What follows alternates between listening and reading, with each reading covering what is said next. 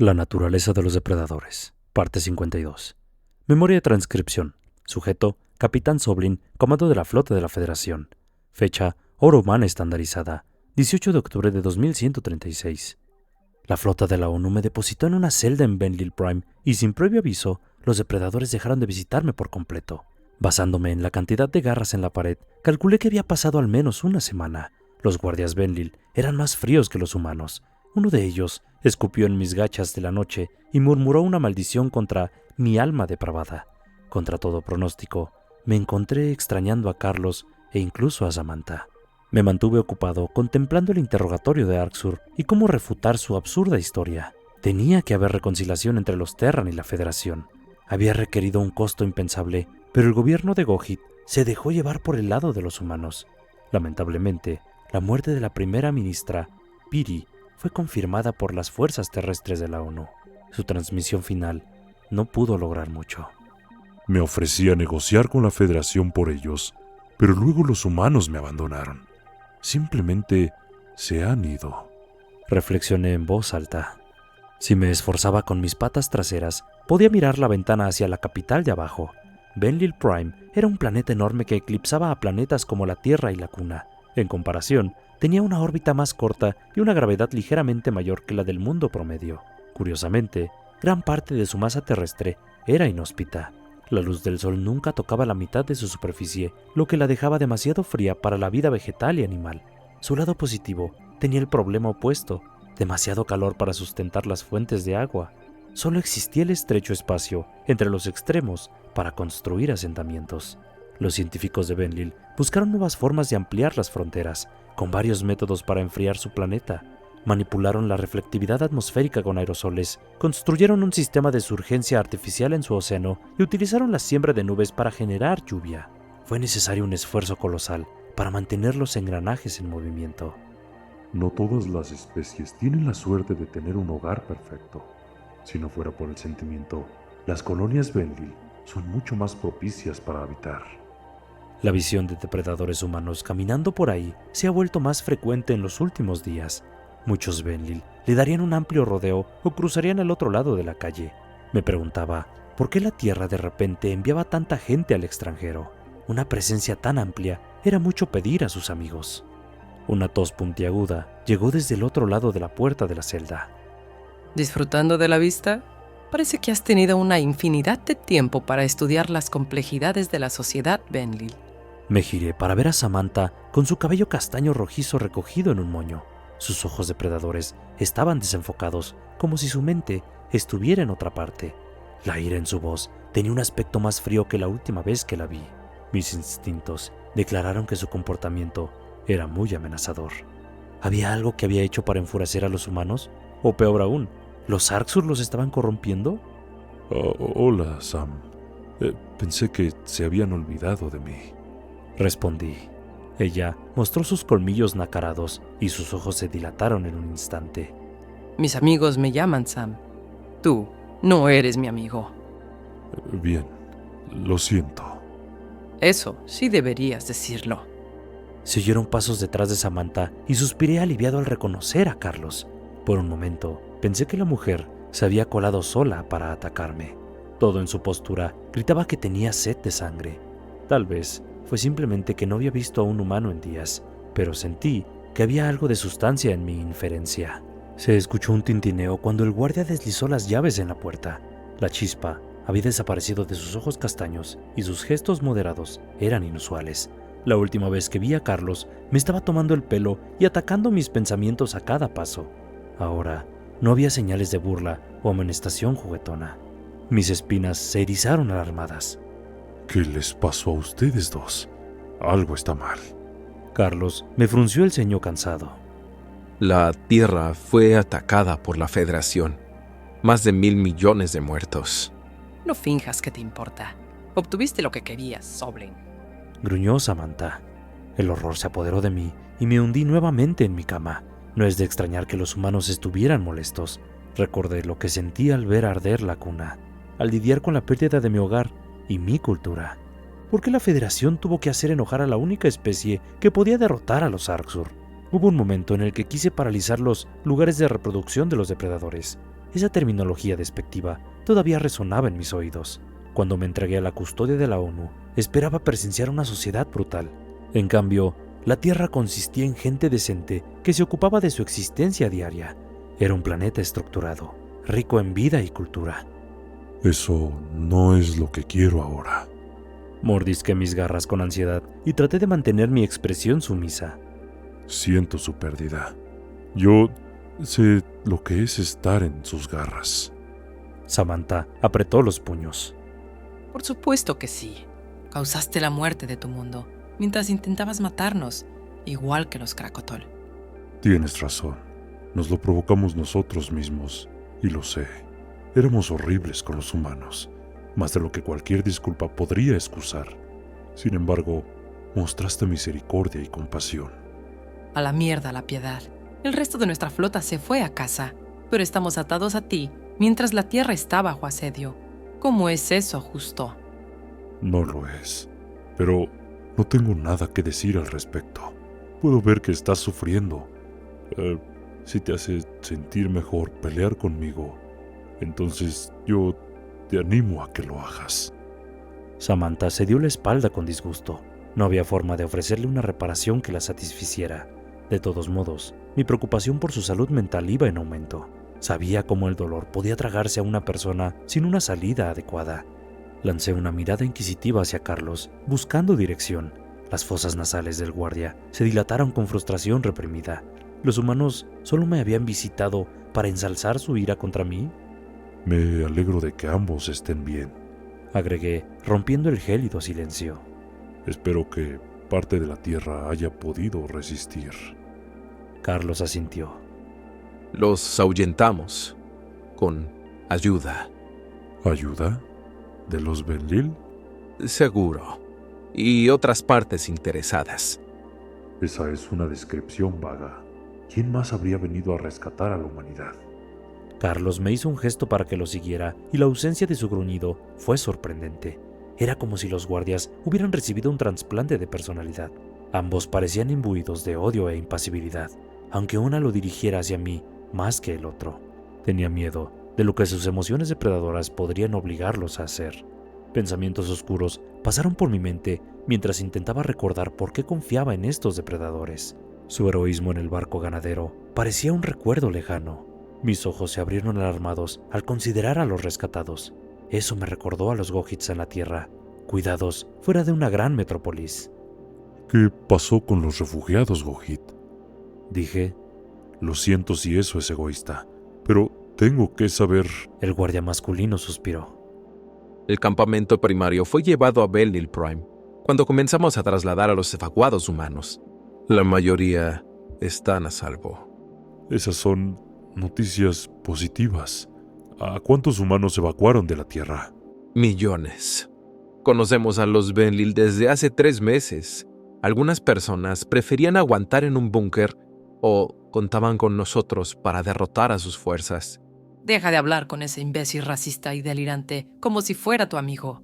Samantha escupió. Carlos, pensé que habíamos tenido esta conversación. El humano de piel oliva se cruzó de brazos. Estoy siendo civilizado. Hay una diferencia.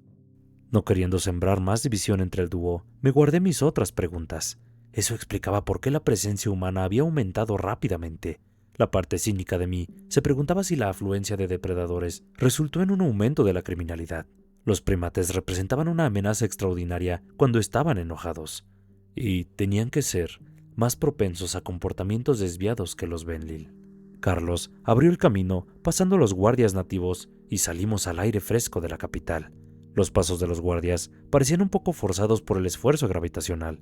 La diferencia en Belnil Prime no era suficiente para ser significativa, pero los humanos se cansarían más rápido en las actividades físicas. Fue otro recordatorio de que no estaban en casa. Un par de Gojits estaban esperando junto a una nave espacial afuera, junto con varios miembros del personal de la ONU. Mis ojos se abrieron cuando me di cuenta de por qué me resultaban familiares. Era el joven sordo Talpin y su hermana Berna. Ambos parecían estar de mejor humor que la última vez que los vi y llevaban lo necesario. No puedo creer que pensé que los humanos iban a matar al niño la primera vez que los vi. Todos compartimos ese pensamiento. Hola, Capitán Soblin.